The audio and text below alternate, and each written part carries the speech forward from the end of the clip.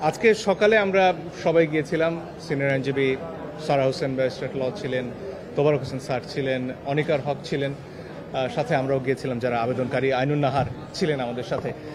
তো সরকার পক্ষে আজকে রাষ্ট্রের প্রধান আইনজীবী জনাব এম আমিনুদ্দিন তিনি উপস্থিত ছিলেন, অন্য সরকারি আইনজীবীরা উপস্থিত ছিলেন। তো সেখানে যাবার পরে আমাদেরকে আদালতের যারা বেঞ্চ অফিসার থাকেন তারা জানিয়েছেন যে বিচারপতিদের মধ্যে একজন অসুস্থ হওয়ায় তিনি আসছেন না, ফলে শুনানিটা আজকে হচ্ছে না। এটা আগামীকালকেও হতে পারে। আমরা দেখব যে আসলে আগামীকালকে এই বেঞ্চটা কার্যক্রম অব্যাহত থাকে কিনা। যদি থাকে তাহলে কালকে শুনানি হবে। এটা তো হাইপোথেটিক্যাল একটা প্রশ্ন হলো, কারণ বেঞ্চ এখনো ভাঙেনি। বেঞ্চ আছে, ভাঙার কোনো খবর আমরা এখন পর্যন্ত পাইনি।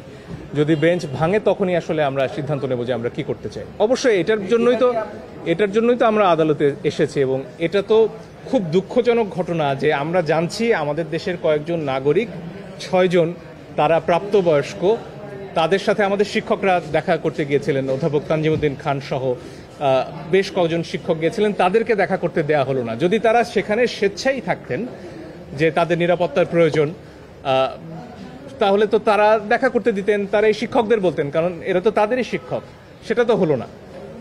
এই ছাত্ররা যদি সেখানে স্বেচ্ছায় থাকেন তাহলে কেন তাদের গণমাধ্যমের সামনেই কথা বলতে দেওয়া হচ্ছে না, কেন ভিডিও আলাদা করে ছাড়া হচ্ছে? এই বিষয়ে তো কোনো সন্দেহ নেই আমার মনে হয় যে তারা ডিবি হেফাজতে রয়েছেন। সরকারের তরফ থেকে কালকে 3 জন অতিরিক্ত অ্যাটর্নি জেনারেল যে কথাটা বলেছেন যে তারা নিরাপত্তার অভাব বোধ করায় তারা সেখানে আছেন, এই তো তাদের কথা। তো আমাদের পরিষ্কার প্রশ্ন যে আদালতের এখতিয়ার রয়েছে তাদের কাছ থেকে শোনার যে তারা কি স্বেচ্ছায় আছেন কি না, এবং আদালত যদি শুনতে নাও পারেন, সরকারের কাছে নিশ্চয়ই এই খবরটা গেছে এখন পর্যন্ত, তো তারা গণমাধ্যমের সামনে এদেরকে কথা বলতে দিন।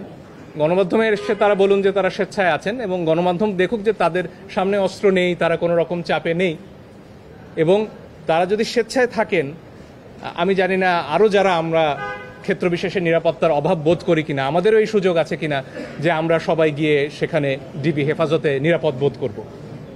এই ধরনের কোনো আইন আছে কিনা, যদি না থাকে তাহলে কি বিচারে আসলে ডিবি কার্যালয়ে গোয়েন্দা বিভাগ যাদের কাজ মামলার তদন্ত করা, সেখানে একজন মানুষ নিরাপত্তার জন্য যাবেন কেন, নিকটস্থ থানায় নয়?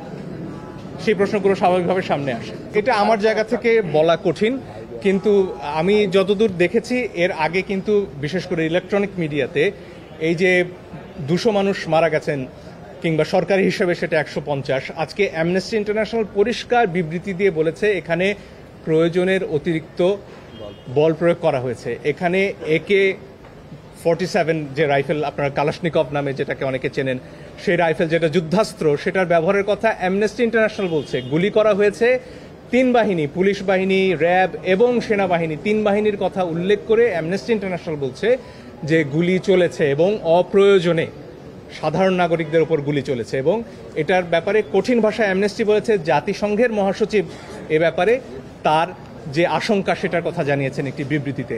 ফলে আমরা যে কথাগুলো আসলে আদালতে বলেছি এটা আন্তর্জাতিক অঙ্গনেও ধ্বনিত প্রতিধ্বনিত হচ্ছে, ফলে এটা নতুন কোনো কথা নয়। এবং তার প্রভাব আসলে আমাদের যে বাহিনীগুলো রয়েছে তাদের মধ্যে পড়েছে কিনা সেটা আমার পক্ষে বলা সম্ভব নয়, কিন্তু এতটুকু জানি যারা মারা গেছে তারা কোনো নির্দিষ্ট দলের কারো সন্তান নয়। বুলেট যখন একটি বাসায় এসে মা তার সন্তানকে ঘুম পাড়িয়ে বারান্দায় এসেছেন, তাকে হত্যা করেছে একটি বুলেট, সে বুলেট জিজ্ঞেস করেনি আপনি কোন দল করেন। এবং আমার মনে হয় আমাদের বিভিন্ন বাহিনী, সেনাবাহিনী, পুলিশ বাহিনী, র্যাব, বিজিবি, তাদের সন্তানরা তো বাংলাদেশে রয়েছেন। তাদের সন্তানরা কি এই যে হুমকি প্রত্যেক নাগরিকের বিরুদ্ধে, যে বাসায়ও নিরাপদ নয়, তাদের ক্ষেত্রে কি এই হুমকিটা কার্যকর নয়? তাদের বিবেকেও কি আসলে এই প্রশ্নটা পৌঁছেনি যে পরের বুলেট কি আপনার সন্তানের দিকে যাবে না? একটা খুব চমৎকার ছবি দেখছিলাম, সেখানে এক শিশুকে গুলি করছেন একজন পুলিশ, এবং সেই শিশুটি জিজ্ঞেস করছে বাবা ওটা কি তুমি? সে প্রশ্ন তো আমাদের সবাইকে করতে হবে। আমাদের কল্পনা চাকমার একটি উক্তি ঘুরে বেড়াচ্ছে, সেখানে বলা হচ্ছিল যে পাহাড়ে যে অত্যাচার করা হয় পরীক্ষামূলকভাবে, একসময় সেই নিপীড়ন নেমে আসে সমতলে। আমরা আর কতদিন অপেক্ষা করব যে আমার ঘরে গুলি আসা পর্যন্ত আমি চুপ থাকবো?